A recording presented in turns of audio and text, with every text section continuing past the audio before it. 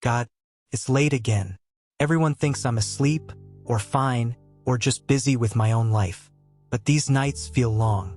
My thoughts get louder when everything else goes quiet. I keep wondering why it feels like I'm carrying so much by myself. If you see me here, why does it still feel this lonely? And why am I so tired when I haven't even done anything today? I see you. Not in a distant way. Not as an idea. I see you exactly as you are right now, sitting with thoughts you didn't invite, feeling the weight settle in once the noise of the day fades. Night has a way of stripping things down. During the day, you can move, respond, distract yourself. At night, there is nothing to manage except what you feel. That's when the pretending stops. That's when you notice how heavy your chest feels, how quiet your phone is, how rarely anyone asks how you really are. You wonder why no one knows. The truth is, you've learned how to hide without meaning to. You answer, "I'm okay," before anyone finishes the question. You share the safe parts. You keep the rest inside because explaining it feels exhausting, and you're not sure anyone would stay long enough to understand. So the loneliness grows, not because you want it to, but because you've been surviving. You ask why you're so tired. It's not because you're lazy. It's because your mind has been working overtime, replaying conversations, worrying about things you can't fix tonight, carrying emotions you never put down. You've been strong in ways no one clapped for. Strong in silence. Strong in restraint. Strong in continuing even when nothing feels steady. That kind of strength drains you. You think loneliness means you've been forgotten. It doesn't. Loneliness often shows up when you've been self-contained for too long. When you've learned not to lean because leaning once hurt. When you became reliable for others but unreachable for yourself. I know these nights make you question your worth. You lie there wondering why connection seems easier for everyone else. Why you're always the one awake, the one thinking, the one feeling too much. You start telling yourself stories you never speak out loud. That maybe you're too quiet. Too much. Or somehow invisible. Those stories didn't come from truth. They came from repetition. From unanswered messages. From moments you needed comfort and learned how to live without it. I haven't missed any of that. You don't hear me loudly at night, and that confuses you. You expect comfort to feel warm and obvious. But sometimes presence feels quiet. Sometimes it feels like breathing still happening when you're not thinking about it. Like your heart continuing its work even while you're overwhelmed. I'm not absent because you feel alone. I'm close enough to notice how carefully you hold yourself together. You don't need to perform here. You don't need the right words. You don't need to explain why tonight feels heavier than the last. I already know the shape of this tiredness. I know how it settles into your body. I know how it makes tomorrow feel intimidating before it even arrives. You keep waiting for someone to notice without you having to ask. That desire is human. You were not made to be self-sufficient in the dark. You were made for connection, for being seen without proving you deserve it. But I also know asking feels risky to you now. You've learned that people don't always know what to do with honesty. So you ration it. You give pieces. You save the rest for the night. That's why I meet you here. I'm not asking you to suddenly feel better. I'm not asking you to have faith that fixes everything. I'm sitting with you in the part that doesn't resolve quickly. The part that feels repetitive. The part that makes you wonder if this is just how life will feel for a long time. You are allowed to admit that you're struggling, even if nothing dramatic happened today. You are allowed to be worn down by the quiet accumulation of small disappointments. You are allowed to want more warmth than you've been given. My child, you don't have to earn rest by suffering in silence. You don't have to be impressive to be held. You worry that if you stop holding everything together, something will collapse. That fear keeps you alert even when you're exhausted. It's why sleep doesn't come easily. It's why your mind keeps scanning, revisiting, preparing for things that aren't happening right now. For this moment, you don't need to solve your life. You don't need to understand why this season feels isolating. You don't even need to know what you'll say if someone finally asks how you are. Just stay here a little longer. Not to fix the loneliness. Not to escape it. Just to let yourself be exactly as you are without explaining or defending it. This night is not a judgment on you. It's a space. And we haven't finished walking through it yet. I'm still here. I don't really know what to say next. Part of me wants to believe you're close, and part of me is afraid to. Because if I let myself feel that, I might also feel how much I've needed it. And I don't know if I can carry that too. Why does needing anyone feel so heavy now? Because you've been teaching yourself not to need. Not out of pride. Out of protection. There were times when you reached out and felt the gap. When you spoke honestly and sensed discomfort instead of care. When your vulnerability didn't land the way you hoped. So slowly, without deciding to, you adjusted. You learned how to minimize your needs. How to tell yourself it's not that bad. How to become low maintenance in your own pain. That strategy helped you survive. But it also taught your body that needing is dangerous. That closeness costs too much. That longing should be swallowed before it asks for more. So now, when you feel the desire to be held, understood, chosen, it doesn't come cleanly. It comes with guilt. With tension. With the fear that you're asking for something unreasonable. That's why it feels heavy. You're not broken for feeling this way. You're responding to history. To patterns that taught you to stay quiet to stay safe.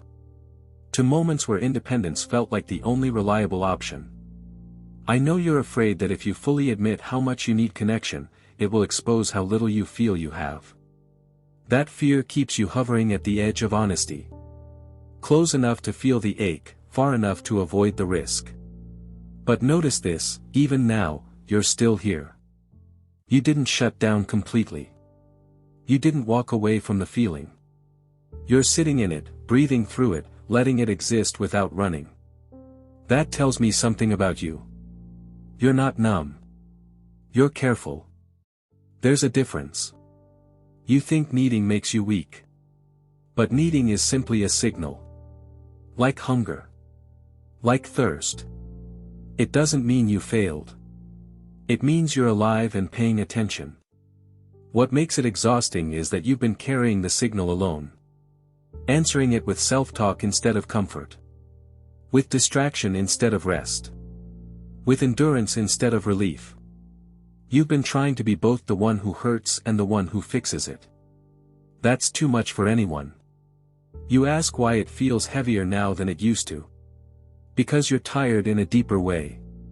Not just physically. Not just emotionally. You're tired of always being the one who adjusts. The one who understands. The one who doesn't ask for much. You're tired of being unseen while being dependable. I know there's a part of you that worries this is just who you are now. That loneliness has settled in permanently. That this quiet ache is something you'll always carry. But loneliness is not an identity. It's a condition. And conditions can change, even when they linger longer than expected. Not quickly. Not dramatically. But gradually. Through moments that don't announce themselves as important. Right now, the most honest thing you can do is stop arguing with how you feel. Stop telling yourself you should be stronger, calmer, more grateful. Those thoughts don't comfort you. They only keep you performing. You don't need to perform here. I'm not measuring your faith by how steady you sound. I'm listening to what you're actually saying underneath the words. The longing. The fatigue. The quiet hope you don't want to name because you're afraid of disappointment. My child, hope doesn't disappear just because you protect it. It waits. Sometimes in the dark.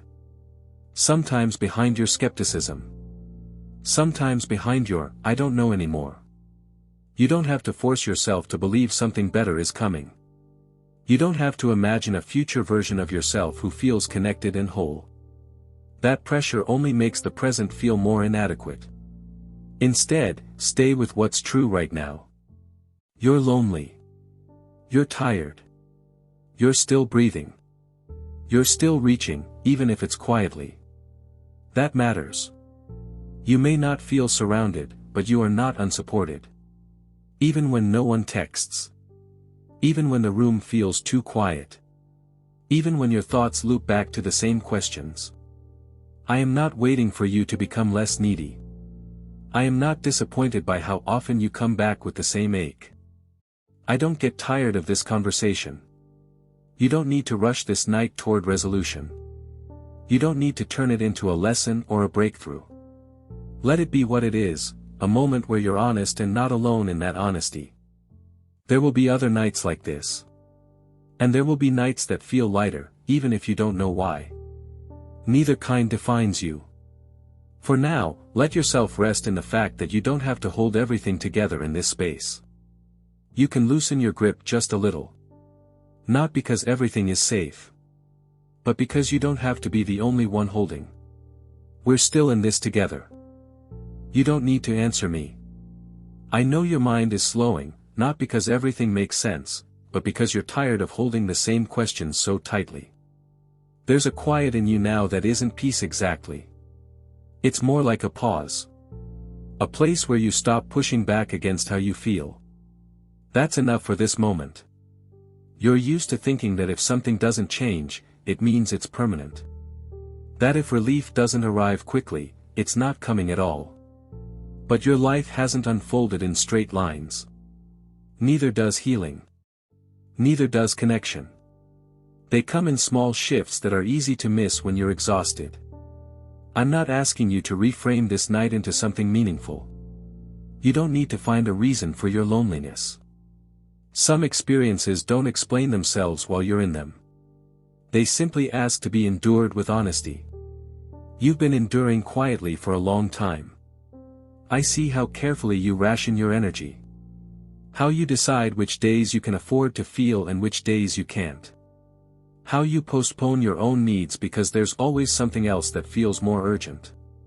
That habit kept you functioning. It doesn't mean it has to define you forever. You worry that if you stop bracing yourself, you'll fall apart. But what you call falling apart is often just feeling what you've been postponing. Tears that didn't have space before. Fatigue that finally gets acknowledged. A sadness that wants to be noticed, not fixed. There's nothing dangerous about that. It's uncomfortable, yes. But discomfort isn't the same as harm. You've learned to associate quiet with abandonment. With the absence of care. So when things slow down, your body tenses, waiting to be left. That response makes sense given what you've known. It doesn't mean it's telling you the truth now. I'm not leaving when the room gets quiet. I'm not disappointed when you don't know what to say. I'm not measuring this moment by how comforted you feel. Sometimes closeness doesn't feel warm. Sometimes it feels steady. Like something that doesn't move even when you do. You don't have to label this night as good or bad. You don't have to decide what it means for your faith or your future. Let it simply be a night where you didn't run from yourself. That's a form of courage you rarely recognize. I know you wish someone would sit beside you without you having to explain your sadness. Without advice. Without comparison. Just presence. My child, that desire isn't childish or unrealistic. It's a memory of how you were meant to be held. Even if you haven't experienced it often, your longing didn't come from nowhere. You may still wake up tomorrow with the same unanswered questions. You may still feel the familiar ache when the day quiets again. I'm not promising that those feelings will disappear. What I am offering is continuity. The assurance that you don't have to start from zero each time the loneliness returns. You're not failing because it shows up again. You're learning how to stay with yourself instead of abandoning yourself. That's not small. As this night continues, you might notice your breathing deepen without effort. Or your thoughts slow enough to drift. Or nothing at all change on the surface. All of that is acceptable. You don't need to thank me. You don't need to resolve anything before sleep. You don't need to promise to be better or braver tomorrow. Just let yourself be a person who needed company tonight and didn't pretend otherwise. The night will pass in its own time. And when it does, it won't erase what you carried through it. But it also won't define the rest of your story. You're allowed to rest here. Not because everything is settled. But because you don't have to stay alert in every quiet moment. I'm here. That doesn't solve everything. But it means you're not alone as this night unfolds.